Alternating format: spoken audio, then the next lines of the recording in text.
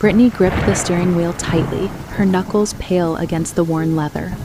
The road ahead stretched into darkness, illuminated only by the faint, flickering glow of her car's headlights. Thunder growled in the distance, and the wind rattled the car windows like restless hands. Her father's voice echoed in her mind. "Brittany, slow down. You drive too fast. One day, it'll catch up with you." She eased off the gas pedal slightly, but didn't stop. The storm was close, and she couldn't stand storms, not the crackling lightning or the deep, guttural roars of thunder. Even as a child, she'd cowered under her blankets, clutching her doll, Rosie. Her father would sit by her bed, whispering, "I'm right here, baby girl. Don't be scared." She wished he were here now, but he wasn't. The rain began to fall, cold and relentless, streaking her windshield. The radio buzzed faintly, its warnings of the storm drowned out by static. Brittany leaned forward, her eyes narrowing against the sheets of rain. A figure appeared on the side of the road. Her heart leapt, and she slammed on the brakes. The car skidded to a halt, tires screeching as she stared ahead. A girl stood by the roadside, pale and drenched, her hair clinging to her face in dark, tangled strands. Her clothes were torn and streaked with dirt, her arms wrapped tightly around herself. "Why would anyone be out here?" Brittany muttered to herself. The girl stepped forward, and Brittany rolled down her window just enough to speak. "Are you okay? What are you doing out here?" The girl tilted her head slightly, her eyes wide but empty. "Thanks for stopping. I didn't want to walk down this road anymore. It's too dark." Something about her felt familiar. Her voice, her face. It tugged at Brittany's memory like an old photograph she couldn't quite place. "Hop in," Brittany said, pushing down her unease. "There's a storm coming. You shouldn't be out here alone." The girl opened the door and slid into the passenger seat. She buckled her seatbelt without a word, her hands trembling slightly. "Thank you," she murmured. "I'm Julie, but my friends call me Jules."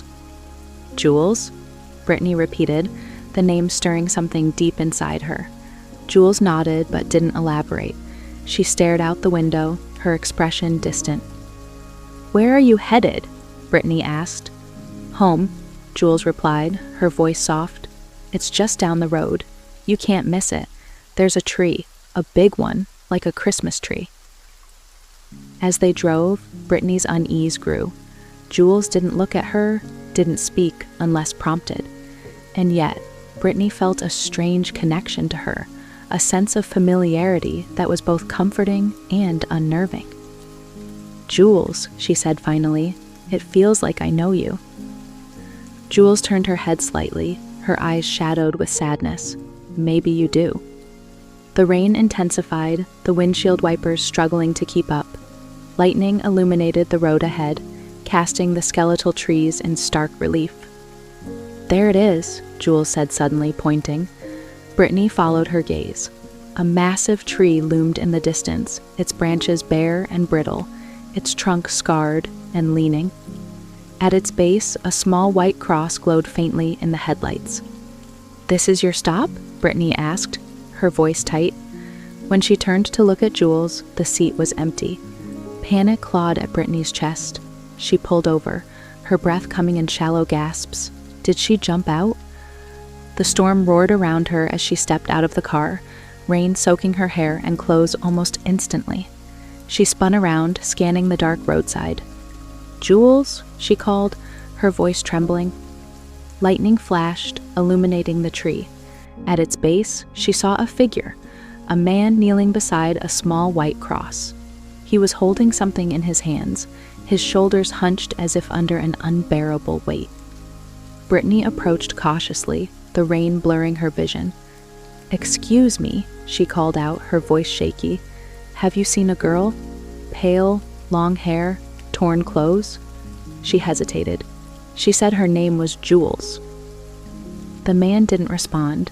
He seemed preoccupied, his fingers brushing over a small, weathered teddy bear. "Sir?" Brittany tried again, stepping closer. The man finally looked up, but his eyes didn't meet hers. His gaze was fixed on the memorial, a cross surrounded by faded flowers, the teddy bear, and a photograph protected by cracked glass. "I miss you so much," he said softly, his voice breaking. "I know how scared you were of storms. I couldn't stay away tonight. I had to be here." Brittany froze, her breath catching in her throat. Something about his voice pulled at her memory. She edged closer, her gaze falling on the photograph at the base of the cross. It was of her, and beside her, smiling brightly, was Jules. The realization hit her like a wave crashing over her. She remembered it all: the car, the storm, Jules, the fight. "You drive too fast, Britt," Jules had said, her voice tense as they argued in the car. Brittany had ignored her, gripping the wheel tighter. They hadn't seen the truck until it was too late. The last thing she remembered was the sound of metal screeching, of glass shattering, and the world spinning out of control. Tears streamed down her face as she turned back to the man. "Dad?" He didn't seem to hear her. His fingers traced the names etched into the cross: Brittany and Jules, forever tied to this place. "Dad, I'm so sorry," she whispered, but her voice was lost in the storm. Jules appeared beside her, her expression calm and understanding. "It's okay," Jules said softly. "We're still here. Together." Brittany turned to her father, her voice trembling. "I'm not scared anymore, Daddy." But he couldn't hear her. He knelt there, shoulders shaking, his grief mixing with the rain. Lightning illuminated the scene one final time. When the light faded, so did Brittany and Jules, leaving her father alone beneath the tree, whispering to the storm and the spirits he could no longer see.